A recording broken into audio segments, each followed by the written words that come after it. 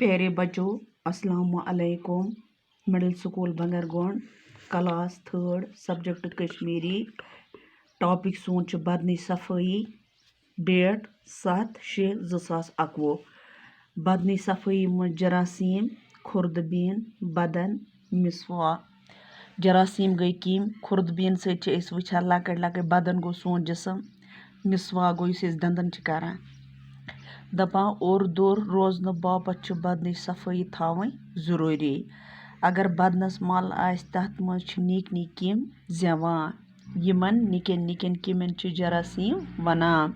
यम बेमारी फहलावान। जरासीम खुर्दबीन सत वुचन पेवान। खुर्दबीन अख साइनसी असलम रुत शुर सह बदन सफाई थावान।